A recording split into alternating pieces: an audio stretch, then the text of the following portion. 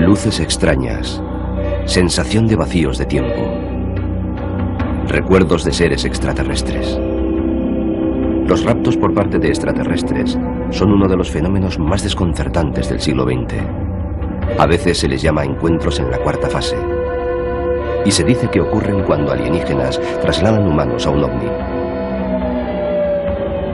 Durante los últimos 30 años ha habido cientos y cientos de sucesos que piden a gritos una explicación. Un leñador afirma que seres del espacio le raptaron en el bosque y le volvieron a dejar junto a la carretera 5 días más tarde. Un músico de Nueva York asegura que fue transportado a un ovni gigante mientras su novia permanecía paralizada en el asiento del coche. Bajo hipnosis, una pareja recordó cómo vieron con horror cómo pequeños seres grises se llevaban a su hijo de la cuna. Y 2 criadoras de caballos relatan historias fantásticas de sus encuentros con extraterrestres desde que eran niñas. No existen pruebas para corroborar ninguna de estas afirmaciones, pero miles de norteamericanos corrientes relatan historias sorprendentemente parecidas. Algunas personas dicen que se trata de engaños, otras piensan que son alucinaciones. Pero para el resto es uno de los grandes misterios de nuestro tiempo y permanece sin explicación. Abducciones extraterrestres.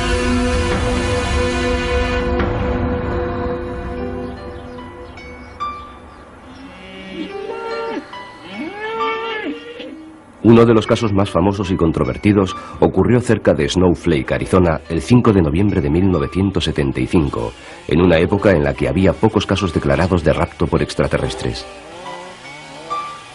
La vida del leñador Travis Walton jamás volvería a ser la misma. Esta es su historia. Había sido una jornada larga y dura. Acabábamos de terminar el trabajo. Estaba cansado y deseando ponerme en camino a casa. La cuadrilla había trabajado hasta después de la puesta del sol, con la esperanza de completar antes de la primera nevada el trabajo que su jefe, Mike Rogers, había contratado. Travis, Mike y 5 leñadores más subieron en la camioneta. Regresaban en ella a la ciudad cuando, según cuentan, sucedió algo muy extraño.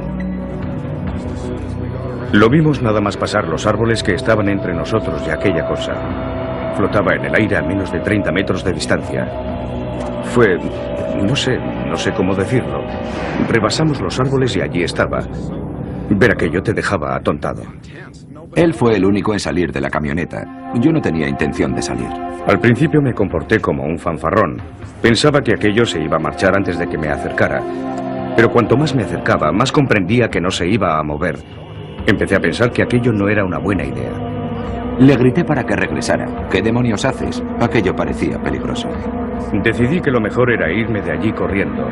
Me giré y algo me golpeó. Salió algo del fondo de aquella cosa y le golpeó en la cabeza y en la zona del pecho. Era algo parecido a una explosión de luz. No sé lo que sucedió después. Perdí por completo el sentido. A sus compañeros les entró el pánico y huyeron dejando a Travis inmóvil en el suelo. Cuando regresaron algunos minutos más tarde, la nave extraterrestre había desaparecido.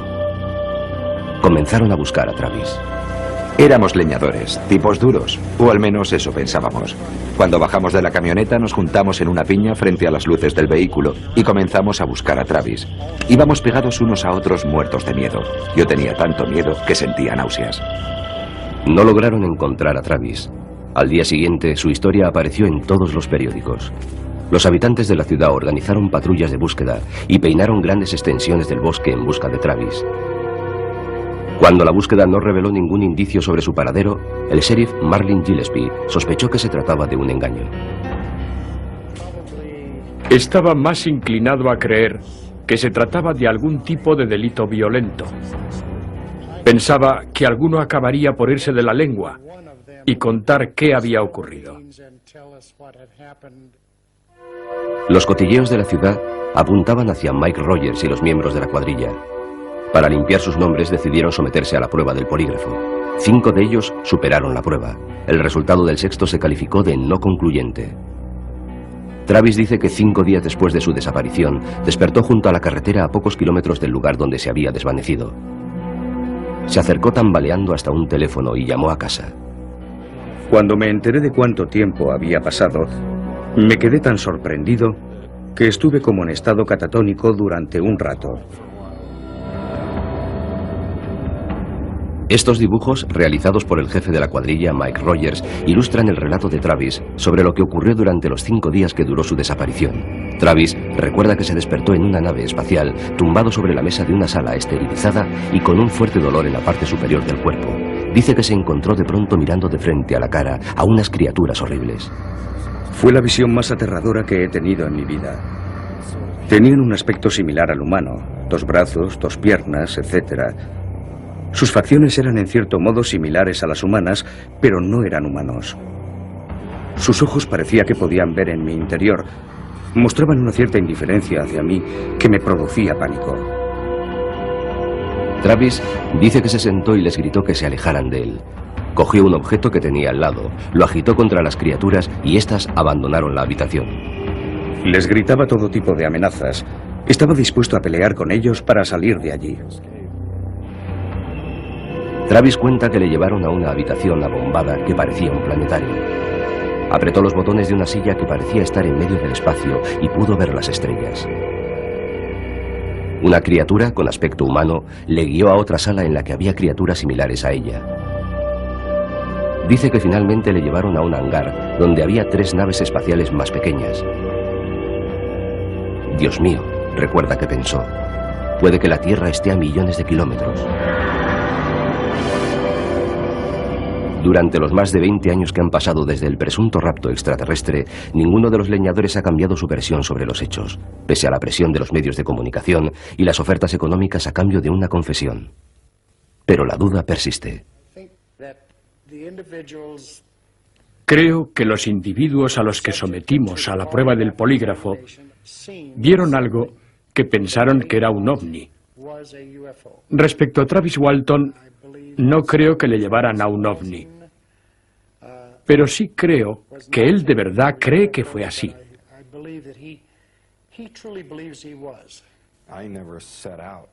No empecé con esto para conseguir fama ni darme a conocer. Cuando regresé, la noticia se conocía en todo el mundo. El anonimato habría sido imposible. Me he limitado a reaccionar ante las reacciones de otras personas, a defenderme de las acusaciones que me hacían y a intentar aclarar los hechos. Un investigador científico del MIT, David Pritchard, organizó un foro de discusión científico sobre los raptos muchos años después del caso Walton. No está convencido de que estén probados los casos de abducciones extraterrestres. Es posible que sea cierto que esos casos se deban a la actuación de extraterrestres, pero solo lo creeré, y no hablo únicamente como científico, solo lo creeré de verdad si encuentro pruebas físicas de ello. El premio Nobel de Física Leon Lederman coincide con otros escépticos al afirmar que Travis preparó un elaborado engaño para conseguir el dinero y fama. Inventarse una historia es lo más sencillo del mundo. Debemos ser escépticos en esos asuntos. ¿Por qué se inventa alguien una cosa así? Lo hace por dinero. Teniendo en cuenta todos los aspectos de la historia que hay que aceptar sin pruebas, es mucho más fácil creer que lo que el tipo busca es sacar dinero. Tengo que luchar contra el impacto emocional de la situación por la que he pasado, mientras me enfrento a personas irracionales y escépticas. Gente que se empeña en atacarme sin ni siquiera conocer los hechos. Pese a que la historia de Travis Walton fue llevada al cine en una película basada en su libro, Travis asegura haber sacado muy poco beneficio económico de su experiencia. El resultado financiero neto ha sido negativo. El resultado neto en mi vida ha sido negativo. No disfruto con la fama ni la notoriedad. Preferiría que no hubiera ocurrido. Travis sigue convencido de que su experiencia fue real. Al argumento de que no existen pruebas empíricas de que ocurriera, Travis responde que tampoco las hay de que no ocurriera.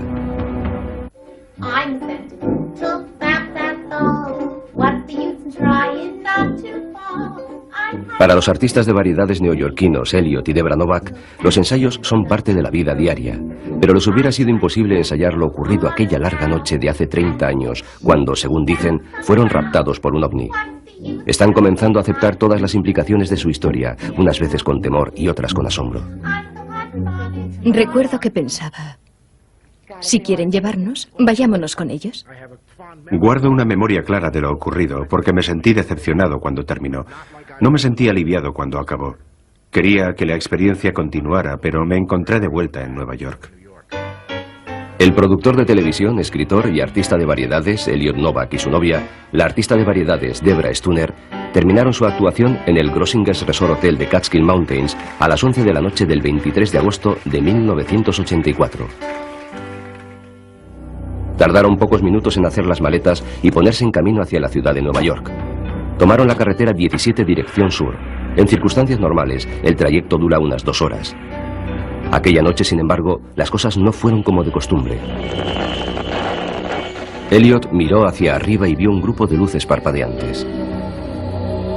Se las indicó a Debra, que paró el coche junto a la cuneta. Las luces dejaron de parpadear y comenzaron a avanzar hacia ellos. Solo entonces se dieron cuenta de que se trataba de 3 luces situadas en los extremos de un oscuro y enorme objeto metálico de forma triangular. Elliot realizó estos dibujos para explicar lo que habían visto. Era tan grande que tapaba todo el cielo, miraras en la dirección que miraras. Llenaba por completo todo mi campo visual. Era del tamaño de un campo de fútbol. Es la mejor forma que encuentro de describirlo. El objeto se desplazó sin hacer el menor ruido hasta situarse sobre el coche. Se detuvo encima de ellos y les bañó con una luz blanco-azulada. Vi un gran resplandor. Luego ya no recuerdo nada más. Recuerdo que sentía como si tuviera mariposas en el estómago, como si fuera en un aeroplano pequeño que sube y baja. Lo siguiente que recuerdan es que el objeto había desaparecido. La puerta del copiloto estaba abierta y Elliot tenía las piernas fuera. Pero había algo mucho más desconcertante. Me puse en pie y me subí los pantalones. No tenía ni idea de por qué tenía los pantalones bajados, ni por qué tenía las piernas fuera del coche. Debbie y yo no nos dijimos nada. Nos limitamos a continuar el viaje. Llegaron a Nueva York 1 hora y media más tarde de lo habitual. A la mañana siguiente, Elliot despertó sintiendo un extraño dolor en la entrepierna. Las consecuencias fueron que al día siguiente tenía dolorida la parte inferior. Sentía molestias en las piernas, los muslos y la entrepierna. Aquella mañana oriné sangre. Nunca antes me había ocurrido y nunca me ha vuelto a ocurrir. Curiosamente, un artículo publicado al día siguiente en el New York Times daba detalles sobre declaraciones de avistamientos de un ovni similar por miles de residentes del Valle del Hudson. Todos afirmaban haber visto un triángulo gigante con luces en el cielo de verano. El profesor de ciencias y escritor, Philip Imbroño, dice que él también vio la nave espacial triangular. Ha reunido más de 7.000 declaraciones sobre avistamientos en la zona. De ellas, más de 175 hablaban de abducción. El número de casos que ofrecen datos aceptables, me refiero a los de personas que no buscan publicidad, que han pasado un examen psicológico, etc. El número de esos casos en el Valle del Hudson es sorprendente. Supera los 175. No sabía nada sobre raptos. No sabía nada sobre naves extraterrestres. Así que fue después de que ocurriera cuando empecé a pensar que me habían llevado a una nave extraterrestre. En 1984, Elliot y Debra estaban seguros de que era un ovni lo que habían visto cerca del Grossinger's en Catskill. Pero hasta febrero de 1997, 13 años más tarde, no empezaron a pensar en la posibilidad de formar parte de aquellos que habían sido secuestrados en el Valle del Hudson. Todo comenzó cuando un amigo entregó a Debra un ejemplar de Vacíos de tiempo, escrito por el investigador del fenómeno ovni, Bud Hopkins. Empecé a leerlo y ya no pude parar. Pasé la noche despierta leyendo. Encontré muchas similitudes con cosas que habían sucedido en mi vida, no solo la experiencia de Grossinger, sino muchas otras cosas. Hopkins, que desde 1975 ha investigado más de 600 casos de abducción, accedió a ayudarle sugiriendo la hipnosis para hacer aflorar experiencias que puede que ocultaran en su inconsciente. Cuando trabajas con alguien que tiene estas experiencias o que las ha tenido en algún momento de su vida, sabes que hay un grupo central de experiencias, muchas de las cuales no pueden recordar de forma consciente. Hopkins no es psicoanalista, pero ha consultado con psicólogos y psiquiatras y ha dado conferencias ante cientos de profesionales de la salud mental interesados en encontrar un medio para estudiar los casos de abducciones por extraterrestres. Hopkins trabajó 7 años como aprendiz de hipnotizador antes de ocuparse por su cuenta de personas que pensaban que podían haber sido secuestradas por extraterrestres. En febrero de 1977, Elliot Novak se sometió a una sesión de hipnosis en el despacho de Hopkins. El vídeo de la sesión muestra a Elliot recordando encontrarse sobre una mesa de metal en una habitación fría, rodeado de figuras misteriosas. ¿Hay alguna parte del cuerpo donde sientas el cosquilleo de forma más intensa o es igual por todas partes? Es solo en la entrepierna, como si la zona se hubiera quedado dormida. Sabía que tenía las piernas levantadas porque veía la parte superior de mis rodillas, pero no sentía nada en absoluto. El que estaba a la derecha estaba haciendo algo en mi cuerpo. Podía verle, podía ver su cabeza. No imaginaba que de vez en cuando se llevaran a alguien y le extrajeran esperma. Era algo que no se me había pasado por la mente. Durante su sesión de hipnosis, Debra declaró que cuando el ovni se situó sobre el coche, se giró hacia Elliot, pero este había desaparecido. Al parecer, la dejaron abandonada. Después de las sesiones de hipnosis, Debra y Elliot compararon sus recién recuperados recuerdos. ¿No me viste por ningún sitio? No. ¿Y fuera? No. Mi siguiente recuerdo es que puse en marcha el coche y ya estabas de nuevo en él. Debra, además de la visión del ovni de 1984, recordó una noche de 1982. Recordó que estaba tumbada en la cama muerta de miedo mientras una extraña luz llenó la habitación. Esa vez fue a ella y no a Elliot a quien se llevaron. Contó detalles escalofriantes de lo que según ella pasó a bordo de la nave extraterrestre. ¿Sientes algo diferente en el abdomen? Sí. ¿Qué sientes de diferente en el abdomen? Descríbemelo. Sucedió hace mucho tiempo. No va a pasar nada. Voy a poner mis manos sobre tu cabeza. Tranquilízate. Tienen una... ¿Qué tienen? Habla con claridad. Una aguja. Una aguja. ¿Una aguja? ¿Dónde está la aguja? Siente mi mano en tu frente. Está dentro de mí. Oh, Dios mío. Me duele. Los detractores dicen que la gente inventa abducciones cuando está en estado de hipnosis y que los hipnotizadores implantan historias de raptos en las personas que resultan mentalmente vulnerables. Miembros de la propia comunidad de investigación del fenómeno OVNI reconocen que tal manipulación es posible. El psicólogo Stuart Appel dice que la hipnosis también puede crear recuerdos falsos. Estos recuerdos falsos pueden resultar completamente convincentes para el individuo que ha sido hipnotizado. Debido a eso, la hipnosis debe practicarse con mucho cuidado y solo por personas expertas para evitar crear recuerdos falsos. Sobre todo recuerdos que puedan afectar gravemente a la propia identidad o a la forma de percibir el mundo. David Jacobs, investigador del fenómeno de los secuestros, está de acuerdo. Ha dirigido cientos de sesiones de hipnosis y opina que quienes investigan los secuestros deberían desarrollar un sistema científico estándar. Cualquiera puede hipnotizar a otra persona siempre que esa otra persona quiera que la hipnoticen.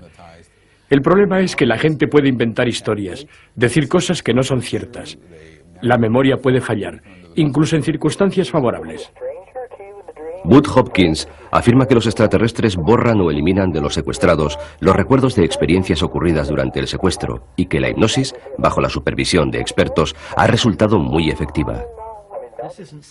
No se trata de algo como la represión inconsciente de un recuerdo que se da en personas que no pueden recordar algún hecho traumático que sabemos les ha ocurrido. Es algo que parece haber sido borrado desde el exterior. Hopkins dice que mediante la hipnosis provoca un estado similar al creado por los extraterrestres, que contrarresta su efecto. Recupera recuerdos que en su opinión les habían sido borrados. El periodista C.D.B. Bryant, que ha escrito libros sobre el tema, no cree que las abducciones sean reales, pero ha visto a Hopkins hipnotizar a varios abducidos y defiende su método. Me ha permitido verle intentar influir sobre el hipnotizado para demostrarme que no puedes hacerles decir algo que no quieran decir. La mayor crítica que se hace a la hipnosis es que el hipnotizado intenta complacer al hipnotizador o simplemente inventa cosas. Yo no he visto que ocurra eso. Mientras los escépticos y los investigadores debaten posibles explicaciones al fenómeno de las abducciones, Elliot da su opinión sobre el tema. Al final todo el mundo acabará por reconocerlo. Ocurre con demasiada frecuencia y le ocurre a gente que pensaba que jamás les ocurriría a ellos. No se trata de invenciones de un grupo de lunáticos, pero no puedes demostrárselo a la gente que no te cree.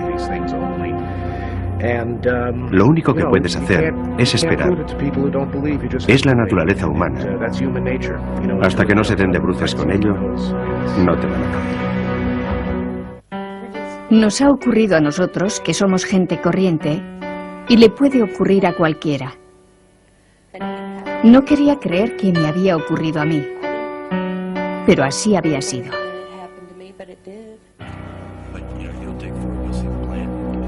Joyce Arens y su familia piensan que lo que les ocurrió no fue un incidente aislado. Un estudio sumamente controvertido dirigido por Roger Paul sugiere que cientos de miles, quizá millones de norteamericanos tienen recuerdos que denotan que pueden haber sido abducidos por extraterrestres. Los investigadores del fenómeno creen que estos secuestros se producen generación tras generación, tal como asegura esta familia de West Plains, Missouri. Su historia comienza una noche de otoño de 1976 en la supuesta seguridad del hogar.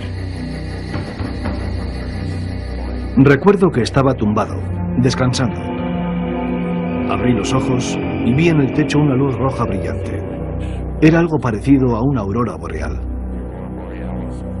Dan y Joyce cuentan que, salvo por la extraña luz que dicen tenía entre metro y medio de diámetro, la habitación estaba a oscuras. Dicen que flotaba sobre la cuna que había a los pies de su cama y en la que dormía su hija de 1 año, Heather. Dan dice que cuando intentó levantarse, descubrió que estaba paralizado. Es la sensación más aterradora que he sentido en mi vida. No podía moverme. Le gritaba que me ayudara porque no podía moverme. No sabía que él también estaba paralizado. Cuando por fin pudimos sentarnos en la cama, pregunté: ¿qué demonios ha sido eso? El incidente pareció durar tan solo un instante. La niña estaba en la cuna con aspecto aturdido pero ilesa. Dan y Joyce pensaron que habían compartido una pesadilla. Lo pensaron hasta 1992, 16 años después. Dan, técnico informático, estaba al teclado del ordenador cuando de pronto le entró el pánico. Pensé que se trataba de un ataque al corazón. Empecé a sudar y me silbaban los oídos. Sentía mucha presión en la cabeza. Dan acudió de inmediato a un hospital, donde los médicos le examinaron y le hicieron radiografías. A la vista de los resultados, diagnosticaron que Dan sufría un ataque de ansiedad y le enviaron de vuelta a casa. Pero los síntomas persistían. Era terrible verle en aquel estado. Estaba tan asustado que no podía salir de casa. Tras 6 semanas de terror continuo, Dan se sentó frente al televisor intentando relajarse. Emitían una película que trataba sobre abducciones. Dan sintió como una revelación. Hay un momento en la película en que esa pequeña criatura, o lo que sea, se asoma por la puerta. Estaba todo oscuro y no se veían más que sombras. Al verlo, mi corazón comenzó a acelerarse y volvieron de golpe todos los síntomas. Dan se preguntó si su ansiedad podría estar relacionada con el tema de la película. Más tarde, en otro programa televisivo sobre secuestros por extraterrestres, vio una entrevista con John Carpenter, director nacional de investigación de abducciones para la Mutual OVNI Network. Dan contactó de inmediato con Carpenter para que le ayudara. En aquella época sufría un ataque de pánico. Tenía pesadillas y visiones de esos seres, pero no entendía lo que pasaba. Necesitaba ayuda. Dan accedió a grabar una sesión de hipnosis dirigida por Carpenter. Durante la sesión, revivió la famosa noche de 1976, la noche en que vio la luz sobre la cuna de su hija. Esta vez, en estado de hipnosis, recordó más cosas. Se recordó encogido en la esquina de la cama, viendo cómo un ser extraterrestre se llevaba a su hija Heather de la cuna. Se acercó a la cuna. ¿Se acercó a la cuna? La sacó de la cuna. No me puedo mover. No te puedes mover. No tienes control sobre lo que está ocurriendo, ¿verdad? No.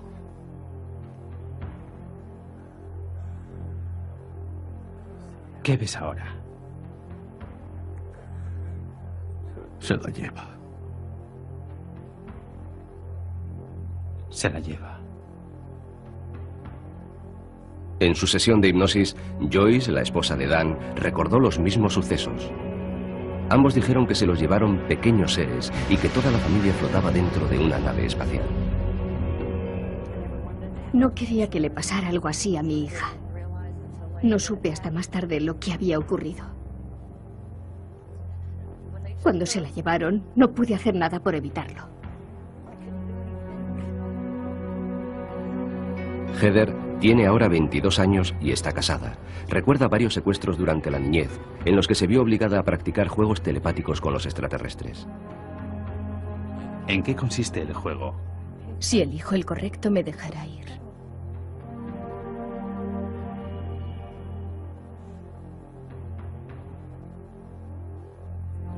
¿Cómo te sientes? Quiero irme a casa. ¿Y qué te dice él sobre eso? Que si elijo el correcto, podré irme. La familia Arens cree que los extraterrestres, además de inmiscuirse en la vida de su hija, ahora visitan también a uno de sus nietos.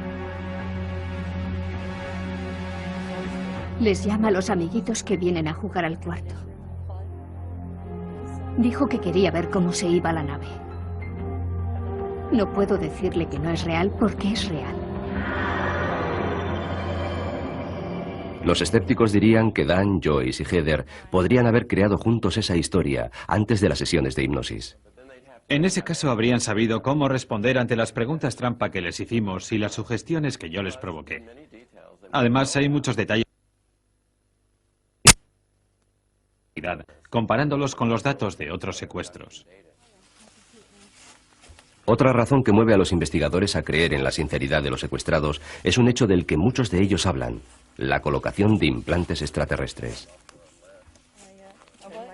Me giró la cabeza hacia la derecha, mientras el ser más alto decía que estuviera tranquila, que no me iba a doler.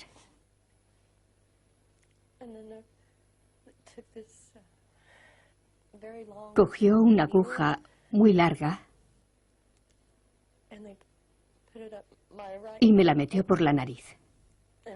Cerré los ojos, oí un chasquido y sentí una gran sensación de calma. Se ha recuperado alguno de estos supuestos implantes. El científico del MIT, David Pritchard, ha examinado la composición de uno de esos denominados implantes en el laboratorio y asegura que no hay ninguna prueba física de actividad extraterrestre. Si no encontramos pruebas físicas, y no las hemos encontrado, habrá que incluir esto en la misma categoría que las hadas, los elfos e historias que relata gente que ha estado al borde de la muerte. Si no, volveremos a los días en que los hombres medicina dirigían la sociedad. Con la ayuda de la hipnosis, Dan logró superar la ansiedad y volver al trabajo. Lo que antes le parecía de fuera de este mundo, forma ahora parte de su vida diaria. Si es como una enfermedad que se produce en la mente de la gente, ¿por qué no hay médicos, o quien sea, intentando buscar un remedio?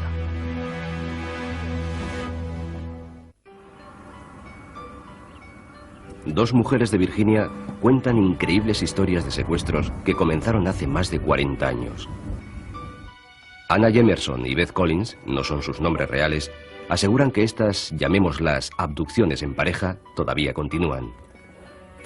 Beth es profesora de equitación, conferenciante y capataz de granja. Trabaja para Anna, propietaria de un rancho dedicado a la cría de caballos y asesora del Servicio Forestal de Estados Unidos. No estoy segura de cuántas experiencias he compartido con Anna. Puede que hayan sido 30 o 40. Y comenzaron cuando éramos niñas. Una noche de diciembre de 1991, Beth se dirigía al rancho de Anna en el que residía y daba clases de equitación. Había recorrido muchas veces aquel camino sin que ocurriera nada de particular, y no parecía que aquel viaje fuera a ser diferente, pero lo fue. Vi luces en el cielo. Pensé que era un avión que tenía problemas, aunque las luces ni se acercaban ni se alejaban. Parecían estar suspendidas. Llevada por la curiosidad, Beth paró el coche y salió. Las luces brillaban sobre ella con una intensidad fantasmagórica. Beth logró entrever lo que parecía el fuselaje de un avión o helicóptero. Lo que le sorprendió fue que no había ningún sonido, solo silencio. Eran unas luces muy extrañas. Y no podía entender por qué me resultaban familiares. Deseaba salir de allí corriendo, pero estaba como paralizada. Tenía que verlas. En un abrir y cerrar de ojos, me vi rodeada por una claridad que parecía desprenderse de las luces del cielo, que en ese momento estaban ya muy cerca de mí. No tardaron más que un instante en desaparecer. Cuando Beth volvió a ponerse en camino, había pasado una hora. Notó que los lóbulos de las orejas estaban inflamados y sangrando, y que tenía los pendientes al revés. Beth dice que supuso que había sufrido una crisis nerviosa. Desesperada, buscó ayuda en su amiga y patrona Anna Jamerson. Mi primera reacción fue pensar que estaba trabajando demasiado. Pensé que si se tomaba unas vacaciones se iba a recuperar y todo volvería a la normalidad. Pero las cosas no volvieron a la normalidad. Una noche que regresaba a casa tras una cita de negocios, volvieron a repetirse las luces y la pérdida de noción del tiempo. Tras la segunda vez comprendí que pasaba algo, que no era sencillamente que se estuviera volviendo loca, que había algo más, porque las dos veces había visto luces en el cielo. Por aquella época, Anna no sabía mucho sobre ovnis. Beth y ella habían visto una vez luces extrañas sobre el granero, pero no pensaron mucho en ello. Ahora empezaba a preocuparse. Sabía que era algo que nos superaba a las dos. Lo único que se me ocurrió hacer fue buscar ovni en la guía de teléfonos, y eso fue lo que hice. Fue ella, una mujer equilibrada y escéptica, la que encontró la Fundación para la Investigación de los OVNIs, aquí, en la ciudad de Washington. Anna habló finalmente con uno de los líderes de la organización, Richard Hall. Después de reunirse con ellas, Hall accedió a estudiar el caso de Beth. Son muy inteligentes, se expresan muy bien, no son un par de locas, son seres humanos, personas inteligentes con profesiones importantes, son muy responsables. Pensé que vendrían, se entrevistarían con ella y nos dirían, caray, sí, hemos oído que esas cosas pasan. Pasa una vez, es algo estupendo para contar a los amigos, pero nunca vuelve a suceder. Por desgracia, no fue eso lo que nos dijeron. Hall no se definió sobre el caso. Pese a lo que él opinaba, no excluyó ninguna de las razones que podían estar detrás de los sucesos. Tengo una larga experiencia en este tema, la investigación sobre casos de apariciones de ovnis. Hace tiempo que estoy convencido de que recibimos visitantes de algún lugar que desconocemos. Es quizá un primer paso, o tal vez solo estén jugando con nosotros. Hall sugirió a Beth que se sometiera a una sesión de hipnosis. La regresión desató en ella un río de recuerdos. Surgieron también imágenes aterradoras de otras abducciones. Estaba tumbada de espaldas sobre una mesa. Tenía la cabeza sujeta. Vi cómo aquel instrumento bajaba hacia mi cara. No me lo podía creer. Estaba aterrorizada. Cuando me di cuenta de que pretendían sacarme el globo ocular con aquella especie de tridente, no podía creer lo que estaba ocurriendo. Beth asegura que pudo sentir cómo le sacaban el globo ocular de la cuenca y que resultó sumamente doloroso. Los extraterrestres seguían a lo suyo sin prestarle atención. Hicieron algo detrás del globo ocular. Algún tipo de operación. Podía sentirlo, pero por supuesto no podía verlo. Después, no sé cómo, volvieron a colocar el globo ocular en la cuenca. Los relatos de Beth eran inquietantes. Viendo la fuerte reacción de Anna ante ellos, Hall sugirió a Anna que se sometiera también a sesiones de hipnosis. Lo primero que vi ante mis ojos, en la sesión de hipnosis, me hizo gritar. Regresé al momento en que empezaron los dolores de cabeza. Vi unos enormes ojos negros justo delante de mí.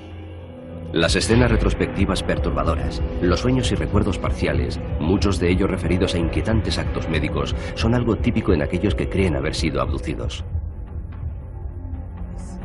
Parecía que me colocaban sondas y algún tipo de inyecciones y que sacaban algo de la parte posterior de mi cabeza, de mi cerebro.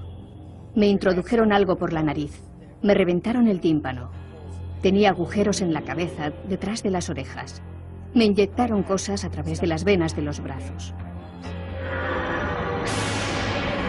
Los escépticos sobre el tema de los secuestros suelen resaltar lo rudimentario de los actos médicos descritos por Anna y otros presuntos abducidos.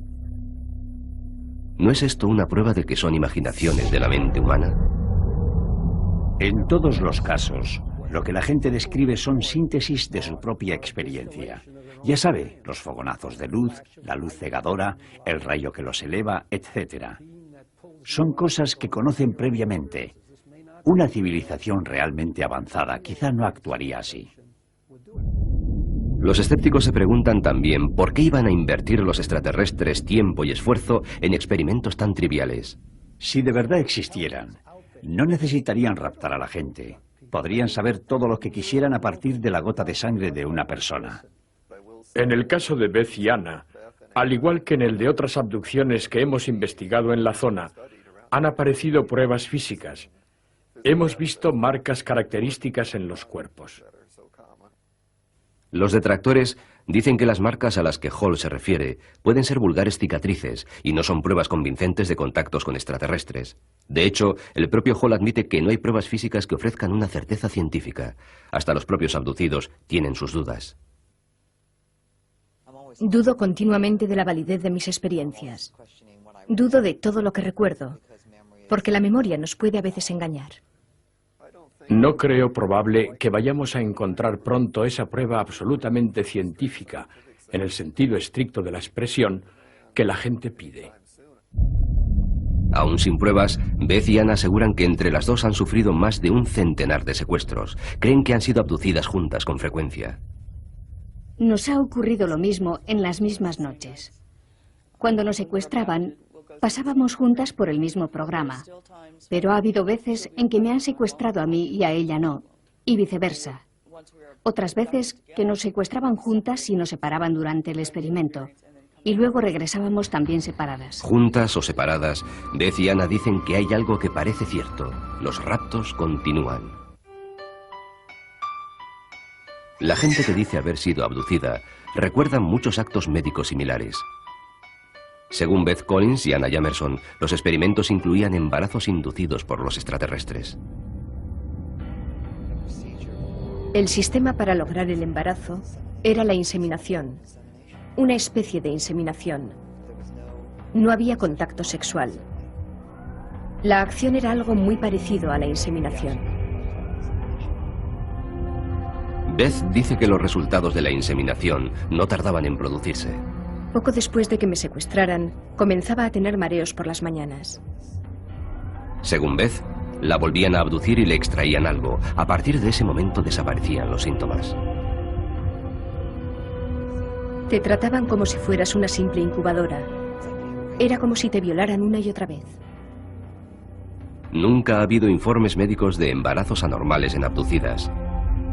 Sin embargo, Anna y Beth dicen incluso que han visto con sus ojos ejemplares de estos híbridos humano-extraterrestres. Cuando esa criatura, por así decirlo, nace, te la entregan y te dicen, es tu hijo. Tenía un aspecto mitad humano, mitad uno de ellos.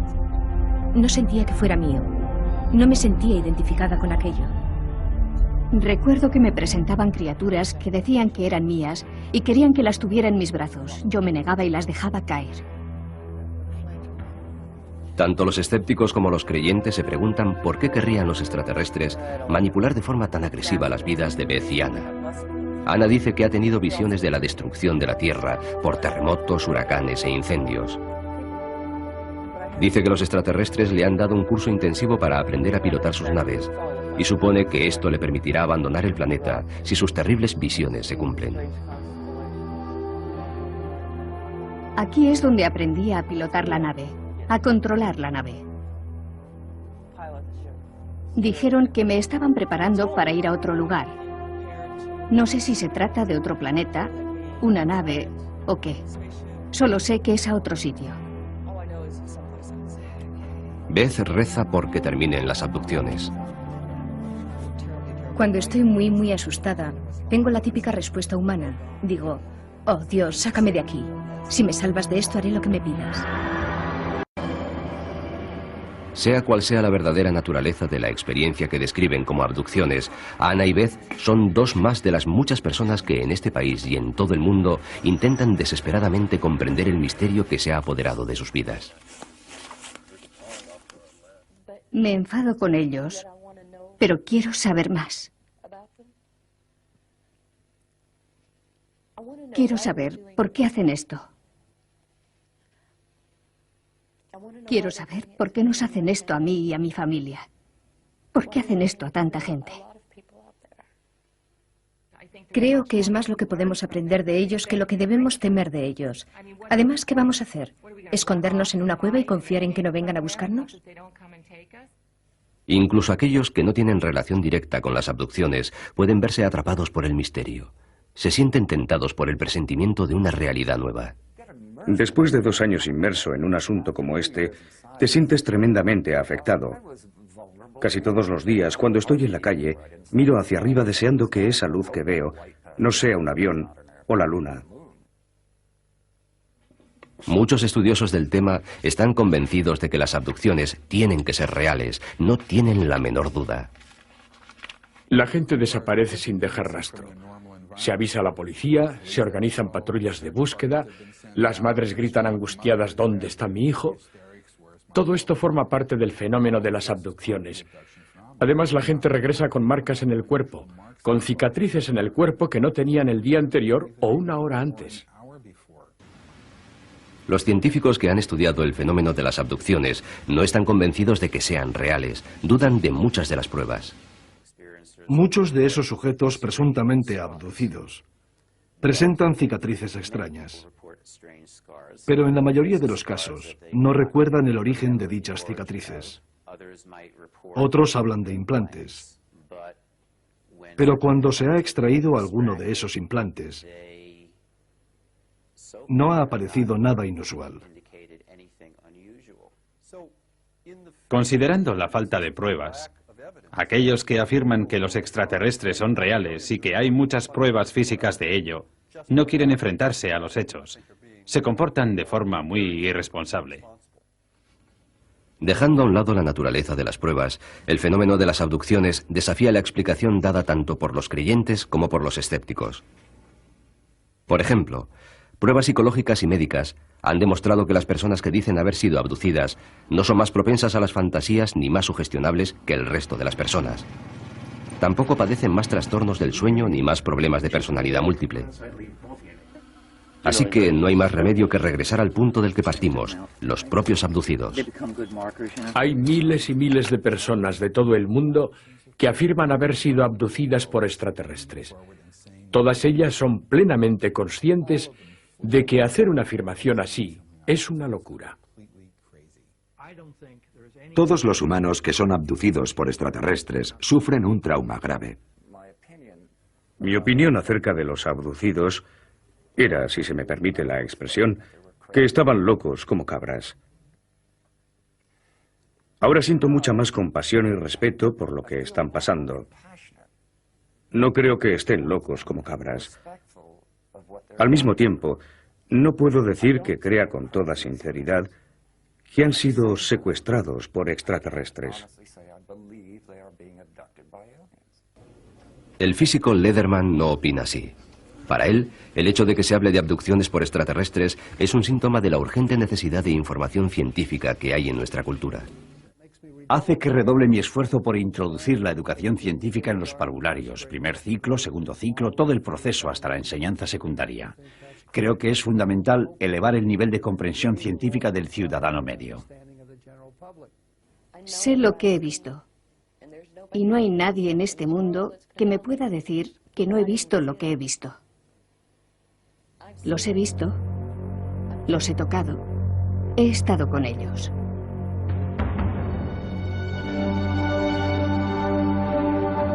Existe gente que cree haber sido llevada a una realidad que no es la nuestra. Han viajado a un mundo que no podían comprender. Un mundo que sigue sin explicación.